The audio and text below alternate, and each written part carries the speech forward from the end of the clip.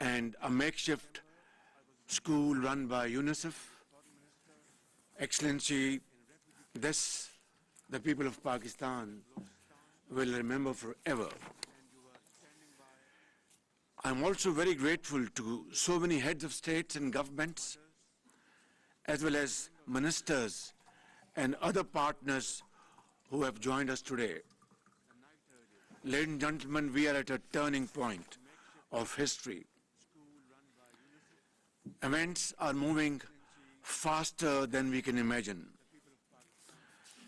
And it is not only a question of how to survive, but it's a question how to maintain our bodies. It's a question how to maintain our dignity and honor by moving forward with a sense of purpose and a sense of achievement. Secretary General, as you have just mentioned, the Foreign Minister, you so aptly described, at that time, at the heart of the perfect storm of problems lies this prolonged exposure to a monsoon on steroids. In a matter of 2 months, the ground beneath us was literally, physically taken away. The tsunami, the most devastating floods, affected 33 million people of Pakistan, killed more than 1,700 people, including children, and dislocated 8 million people. More than 8,000 kilometers of roads were washed away, and more than 3,000 affected. 33 rail system was deeply damaged. Education was disrupted for 2.6 million students, including 1 million girls. One can go on about the records broken by this disaster, but truly speaking, we are racing against time. We are very grateful to the generous support extended to my country by the United Nations, the World Bank, the Asian Development Bank, the IMF, the AIIB, and the European Union, as well as many friendly countries around the globe. However, relief work is yet not over, especially in parts of Sindh and Balochistan. Our young and able Foreign Minister belongs to the province of Sindh, where the flood water still needs to be drained to reclaim the agricultural land, to grow food, to build homes, reconstruct infrastructure, and rehabilitate institutions and services. Excellencies, you will appreciate that we need to give 33 million people who are deeply affected by the floods their future back. Their families must stand on their feet, and they must come back in life and earn their livelihood. Today's convening is an attempt to give my people another chance at getting back on their feet. Last October, in collaboration with our development partners, we prepared a post-disaster needs assessment, PDNA, that calculated the total destruction and economic losses from the floods to exceed $30 billion, which is 8% of Pakistan's GDP, pushing 9 million people into abject poverty. Excellencies, the Pakistani nation, as well as the state, has responded courageously to this catastrophe. Those who had little came forward to help those who had lost everything. Millions volunteered to feed, clothe and shelter their unfortunate brothers and sisters. 20,000 troops, hundreds of helicopters, aircrafts, and motorboats were mobilized for round-the-clock rescue operations. And in that, I count those wonderful contributions from our friendly countries in the Middle East, in Europe, Far East, and from other parts of the world.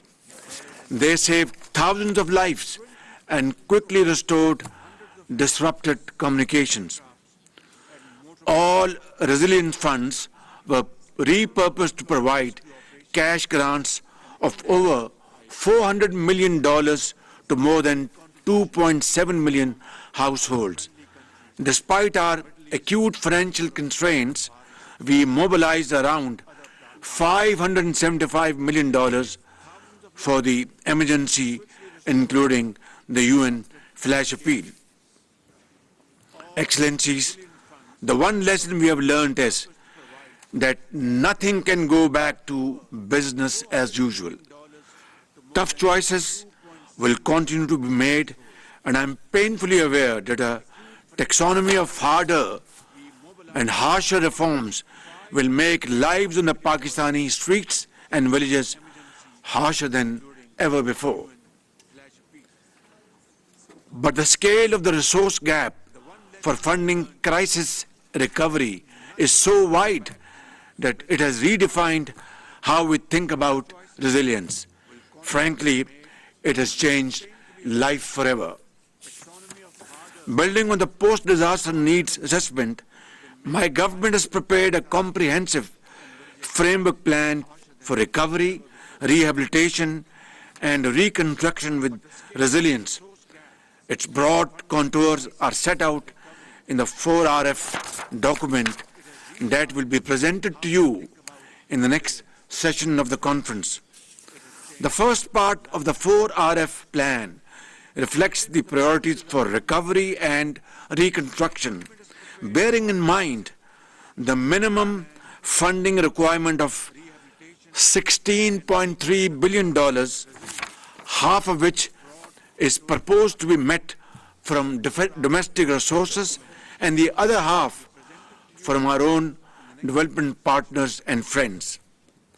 The second part of the framework plan incorporates flood resilience in the design and infrastructure projects such as protecting key highways, the main railway line network, as well as an early warning system and capacity building for rescue and relief in future disasters.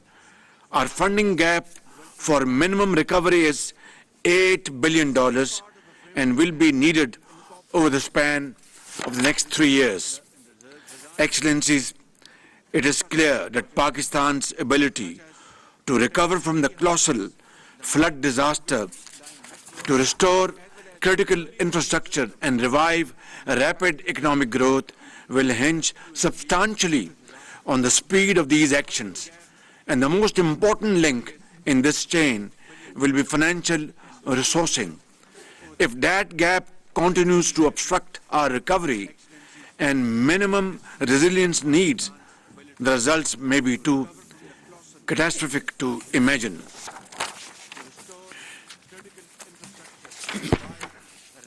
This conference is not just about helping to rebuild the lives and livelihoods of the people affected by global crisis. In fact, it is about the solidarity and vision needed to ensure the world's transition to a sustainable future, not just on paper or PowerPoint, but on the ground, in schools, in the fields, in businesses, in industry and homes. Even as we plan for a future of resilience, the shocks that disaster bring can never be wholly accounted for, but resilient societies look for the light of opportunity in the darkness of disaster. It is precisely this kind of strategic reset that I'm trying to kickstart today in seeking your support for a recovery plan for the people of Pakistan who are, by the grace of God, very resilient. I know these are times of extreme pressure and economic hardships in many countries, but Pakistan needs a new coalition of the willing, one that can save lives and put them on a path to responsible global citizenship. Ladies and gentlemen, what I'm asking of you is more than a rebooting of your compassion for humanitarian relief needs.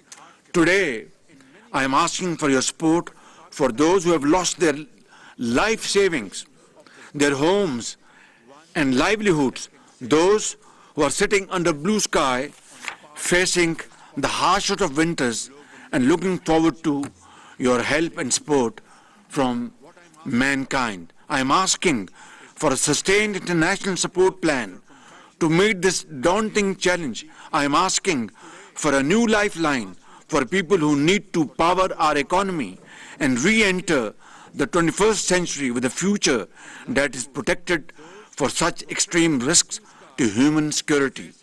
Together, we have to rebuild their lives and their dreams. Your solidarity and long-term support to the people of Pakistan at this very critical juncture will make the difference between staying unprepared or facing the future with renewed hope and aspirations. In the end, I thank you once again for your support in this conference today. Your unity of thought and action will always be remembered by the people of Pakistan. Thank you very much.